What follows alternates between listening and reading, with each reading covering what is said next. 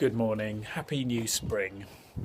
It is the 21st of March and yesterday just before 11 p.m. it was the equinox, so spring has officially begun, which is why I'm outside with that jacket, although it is freezing. Welcome to another episode of Toby Stupid Vlog. So we're in Chimichangas for lunch, where everything is great, the food is fantastic, all except for this violent communist, which is disgusting. Yes, mate, you are in the minority. Some deer for the morning in Richmond Park, obviously, where there's always deer, and then they're always doing this. Thanks, dear. Hi. It's very sunny and pleasant out today, but as you can see, I need a haircut really badly, so that's where I'm going. Yesterday we had a very nice lunch out in Wimbledon at Chimichangas, even with the communist overtones, but then I was wearing my original 1960s East German communist watch, so I fitted in perfectly. Right, let's go and get me ears lengthened, as they say. That feels much, much better and a lot lighter. Literally a weight off my shoulders. It's a very nice day out, actually, much nicer than I thought it was going to be. I'm now slightly annoyed that we hadn't actually planned to do anything, but you know, I've got spending a whole week in a basement to look forward to, so that's something. Right, we're going to make some slow cooked lamb this afternoon, so I need to nip to M&S and buy some things, and we might make a soup, we might make a chilli. It's cookery day basically, so ingredients are required. Look at all this spring here, spring everywhere. This here is the very definition of a dickhead. My car's so expensive I can't park it properly. So the weather is actually so nice outside that we actually ate out on the balcony, because it's blue and the flowers are out, including that ridiculous geranium. And I've tidied the balcony up a bit, so that was nice. And now we're in the cooking process. So we have muffins,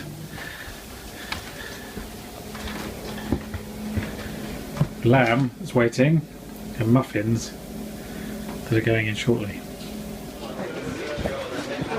This is what Monday evening's turned into.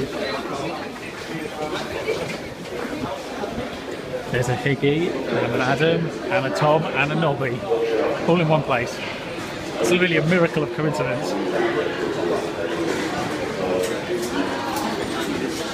So I tried to recap the problem with Greece last night, but I didn't like what I said because it didn't make my point very clearly because I had a glass of wine. So here goes for one last time, hopefully.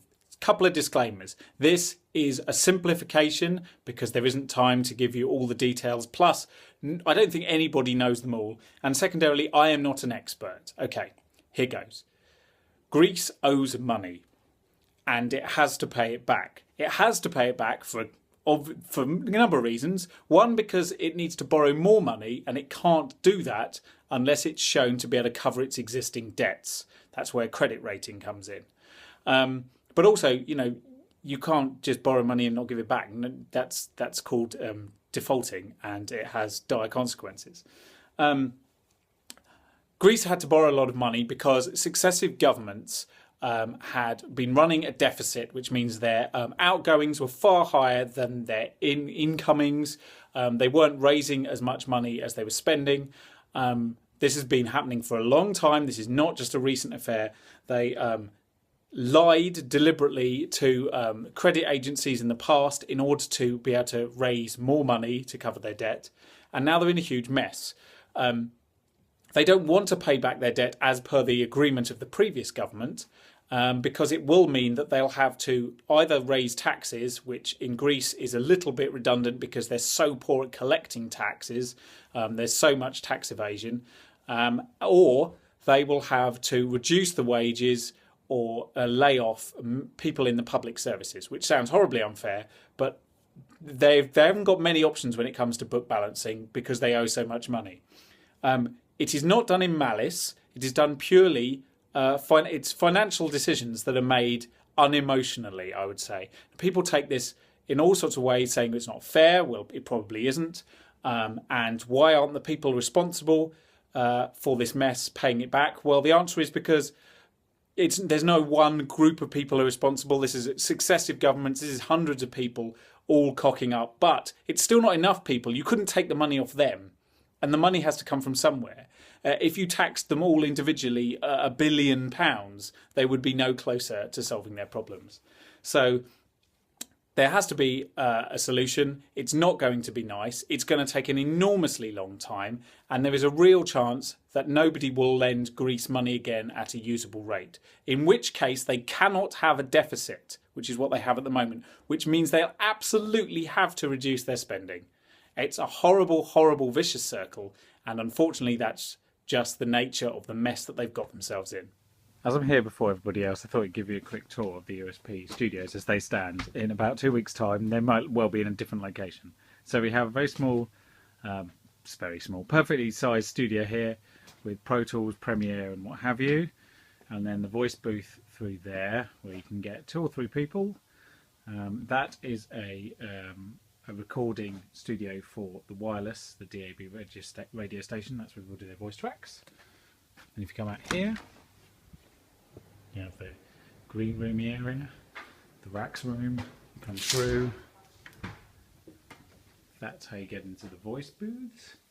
Then this, I may have shown you before, is the round table recording studio. Also has a green screen so you can do filming in there. What have you, you can just move everything out of the way. And then this is the big studio, which once again has Pro Tools and Adobe Premiere and Final Cut and what have you. There's a much bigger room so clients can come in and sit behind you and point at things, and also look through the window to where the guests are sitting. And then you can see the voice booth again and back into the little studio through there. So that's pretty much everything there is to see in the studio environment here. So there we go, end of another week. What a manic week. I've literally been in a basement for 5 days working solidly, pretty much.